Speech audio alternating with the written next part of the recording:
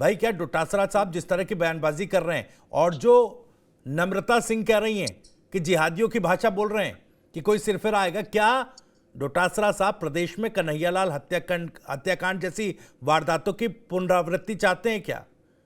प्रायोजक हैं cancer healer centre, new beginning. वो फिर एक गौस मोहम्मद और मोहम्मद रियाज बनाना चाहते हैं क्या प्रदेश में? देखिए, ये त्यागी जी बिल्कुल स्पष्ट है जी। कि एक सत्तारूढ़ दल का विधायक अपनी ही सरकार से अपनी जान की गुहार लगा रहा है जी। तो इससे बड़ी हास्यास्पद बात क्या हो सकती है?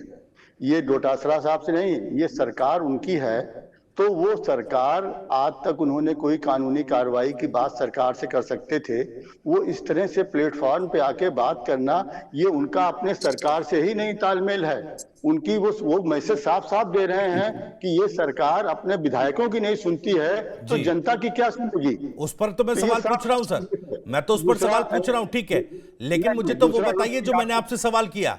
भाई कांग्रेस के नेताओं को भी तो अपनी जबान पर लगाम रखनी होगी ना सर, नहीं तो फिर कन्हैयालाल हत्याकांड जैसे वारदातों की पुनरावृत्ति होगी।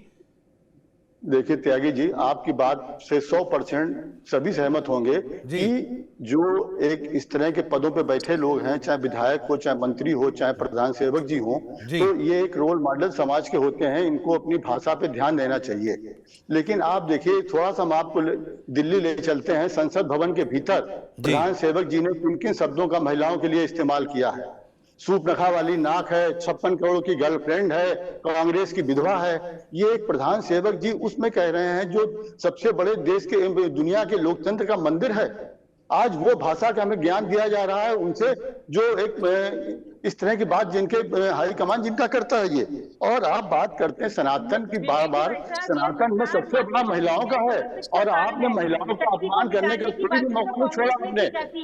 देखिए, आपने सनातन का सबसे बड़ा, सनातन का पहचान है महिलाओं का सम्मान। हमारे यहाँ इस पे बहुत सी बातें कही गई हैं।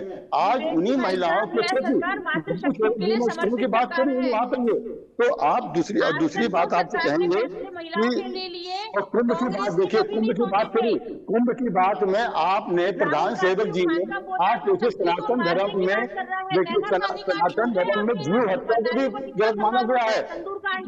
प्रधानमंत्री जी वहां संसद में कुंभ की बात कर रहे हैं, लेकिन जो वहां कुंभ में जो मरे लोग थे उनके लिए एक शब्द नहीं बोले। सनातन धर्म में तो जीवों के लिए कहा गया है विश्व में समस्त प्राणी का कल्याण हो। ये वो सनातन धर्म है, सनातन धर्म की दुहाई देके आप हासिल करते हैं। सनातन धर्म नहीं कर रहे हैं, पाखंड की बात है ये। आज प्रधानमंत्री जी ने जो महाकुंभ में इतना बड़ा झूठ बोलते हैं, आधा हिंदुस्तान वहां गया, मुश्किल से 5-6 करोड़ लोग गए होंगे। आप विवेक जी, लेकिन देखिए आज कुंभ पर चर्चा नहीं है ना सर, कुंभ पर चर्चा नहीं है आज। बालमुकुंद आचार्य हत्या की आशंका जता रहे हैं, गंभीर मसला है, थोड़ा गंभीर होकर चर्चा कीजिए। भाई ऐसा तो नहीं है कि एक सेकंड सर, एक सेकंड मैडम, एक सेकंड नम्रता जी, एक सेकंड सुनिए जरा नम्रता जी, एक सेकंड। भाई आज कुंभ पर चर्चा तो नहीं है विवेक जी, लेकिन अब ऐसा भी नहीं है कि आपने जो तर्क दिया, अब बीजेपी का कोई नेता या किसी और दल का कोई नेता अनाप शनाप बयानबाजी करे तो इसका मतलब ये तो नहीं है कि कांग्रेस उस बयान की आड़ लेकर अनाप शनाप बयान देने लग जाए। पूछे जाएंगे सवाल। त्यागी जी, आज देखिए, आप अगर भाजपा का अभी कल का सीतारमन जी का बयान देखिए, मणिपुर की बात हो रही, जवाब दे रही वित्त मंत्री, और उन्होंने क्या प्ली लिया कि प्रधानमंत्री जी वहां पे झांकने नहीं गए मणिपुर में, जैसे देश का हिस्सा नहीं है, और उसके लिए ग्राउंड क्या ले रही है सीतारमन जी। कल ही आप देखा होगा अखबारों में शायद कि राव और गुजराल जी भी नहीं गए, मणिपुर शांत था, यानी राव जी नहीं गए, गुजराल जी नहीं गए, तो आप भी नहीं जाएंगे। तो इस तरह की, देखिए मैं इसलिए बात कह रहा हूं कि ये तो भाजपा का चरित्र है, वो अपनी गलती ढांपने के लिए पीछे की बात करते हैं। अरे पीछे गलती करी तो आप तो गलती न करिए जी। आप आज प्रधान सेवक जी, वही बात तो मैं कह रहा हूं सर, आप निर्मला सीतारमन की बात कर रही हैं, आप निर्मला सीतारमन की बात कर रहे हैं, प्रधानमंत्री मोदी की बात कर रहे हैं, पूर्व प्रधानमंत्रियों की बात कर रहे हैं, लेकिन डोटासरा साहब पर मैं सवाल पूछ रहा हूं, आप उस पर बोलने को तैयार नहीं है। नहीं, डोटासरा साहब ने सिर्फ यही कहा कि वो नौटंकी कर रहे हैं, क्या क्या नमूने पहुंच गए हैं।